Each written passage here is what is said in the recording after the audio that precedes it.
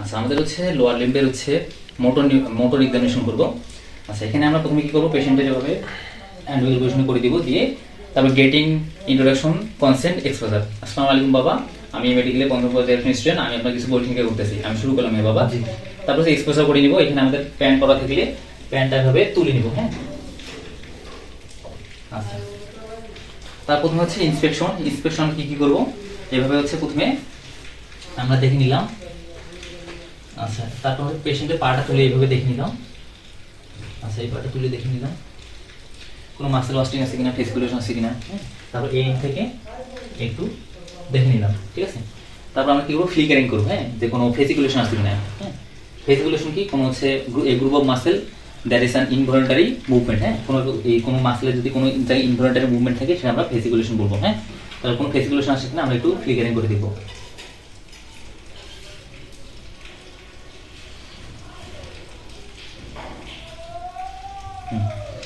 তাহলে ইন্সপেকশন আমাদের শেষ। ইন্সপেকশন কি কি দেখলাম, মানে এখানে মাসেল ওয়াস্টিং আছে কিনা, কোনো ফেসিকুলেশন আছে কিনা।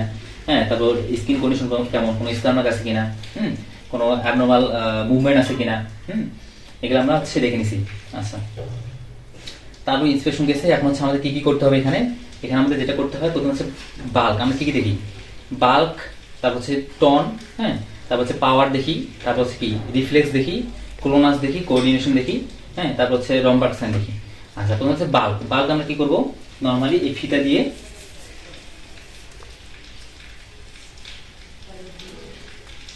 দিয়ে আমরা কি করব, এই যে প্যাটেলা ইন থেকে সামনের দিকে 10 বা 15 সেন্টিমিটার মেপে নিব, ঠিক আছে।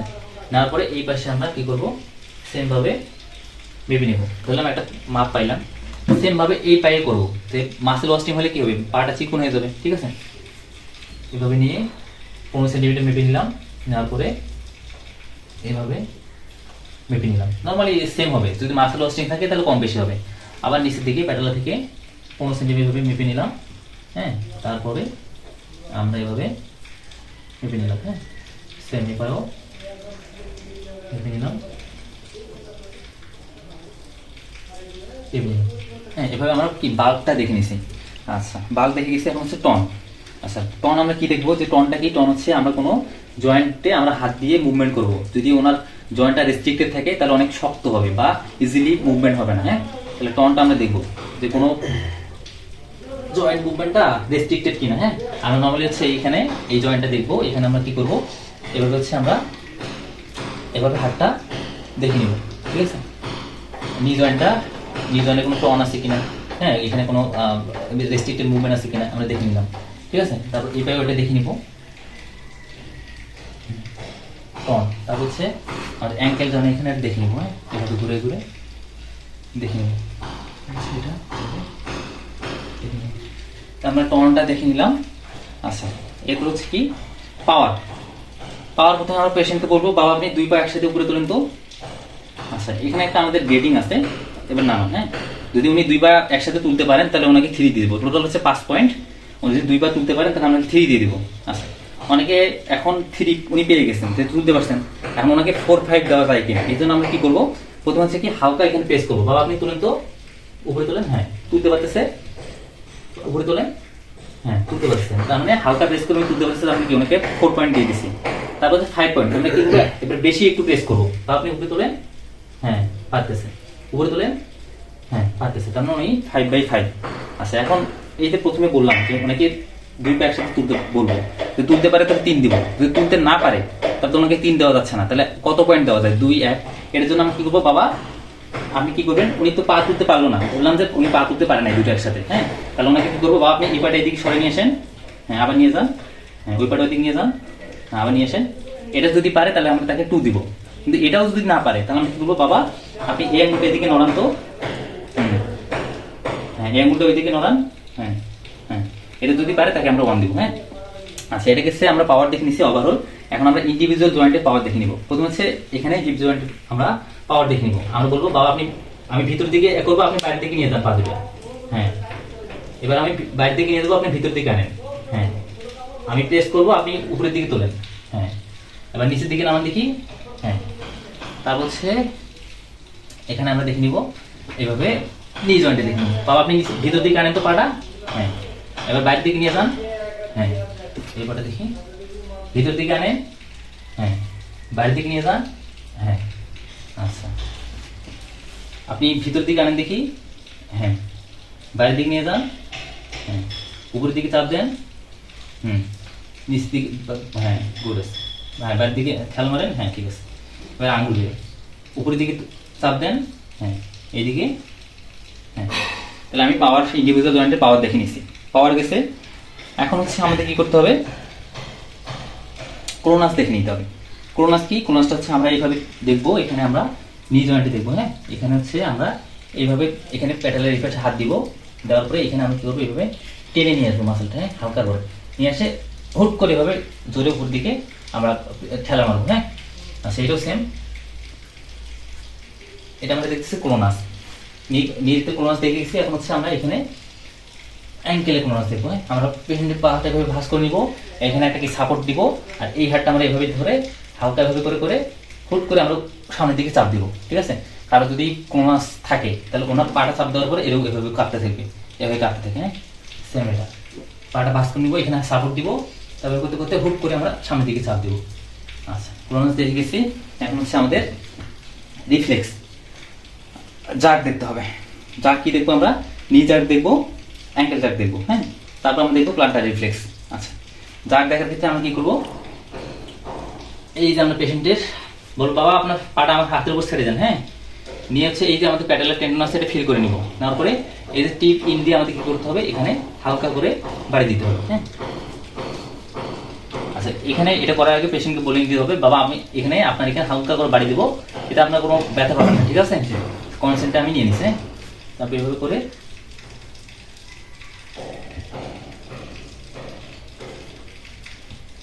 আচ্ছা যদি আমরা এভাবে না পাই আমরা কি করবো, পেশেন্টকে বলবো বাবা আপনি হাত দুটো এভাবে ধরেন তো। আচ্ছা এভাবে করলে ওনারা কি মাইন্ড সেট আপটা একটু অন্যদিকে হয়ে যাবে, হ্যাঁ তখন কিন্তু ইজিলি আমরা পেয়ে যাবো, হ্যাঁ এই হালকা করে পেয়ে গেছে, হ্যাঁ এটা তো সেম এইভাবে।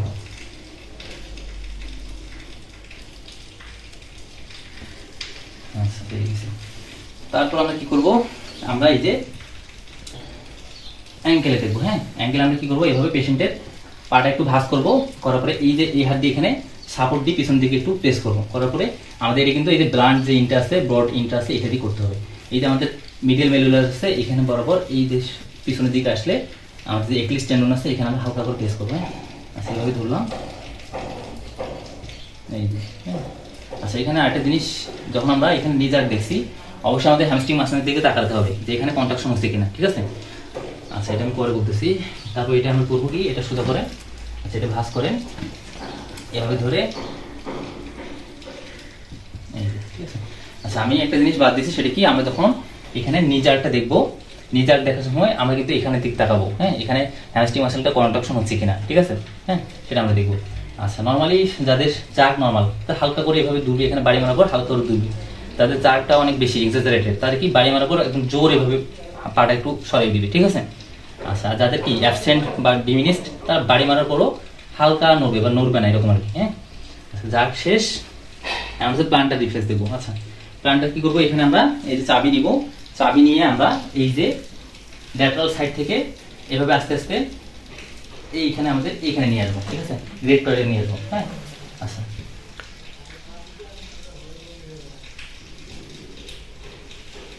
আচ্ছা করি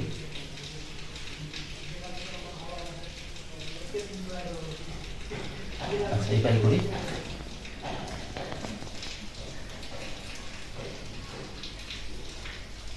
এই যে আঙুলগুলো ফ্লেক্স হয়ে যাচ্ছে, হ্যাঁ আচ্ছা আচ্ছা নর্মালি কি আঙুলগুলো ফ্লেক্স হয়ে যাবে, আমি যখন এদিক দিকে গ্রেডটার দিকে আস্তে আস্তে নিয়ে আসবো আঙুলগুলো কি করবে এভাবে ফ্লেক্স হয়ে যাবে, হ্যাঁ আচ্ছা যদি কারো এরকম গ্রেডটা এক্সটেনশন হয়ে যায় এবং এই আঙুলগুলো ফেনিং আউট হয়ে গেলে এটাকে আমরা বলি বেবিনিস্কিস সাইন, হ্যাঁ আচ্ছা ওটা হচ্ছে অ্যাবনর্মাল একটা কন্ডিশন আমাদের।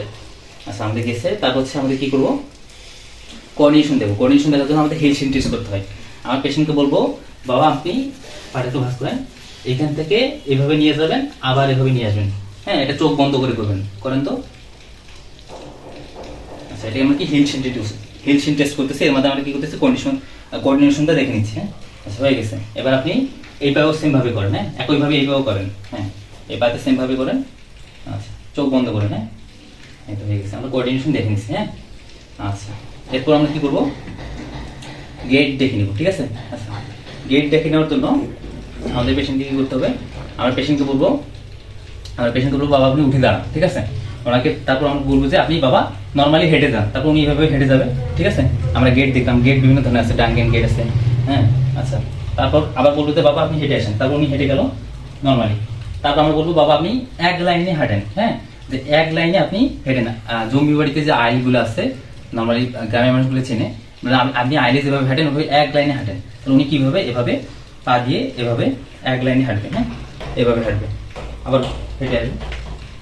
ঠিক আছে, তারপর ওনাকে কি বলবো যে বাবা আপনি এই যে পায়ের আঙ্গুলের উপর ভর দিয়ে হেঁটে যান। হ্যাঁ, তাহলে এইভাবে আঙ্গুলের উপর ভর দিয়ে এভাবে হেঁটে যান। ঠিক আছে, তারপর হেঁটে আসবেন, আঙ্গুলের উপর গেছে, এত বলবো আপনি গোড়ালির উপর ভর দিয়ে হেঁটে যান। হ্যাঁ,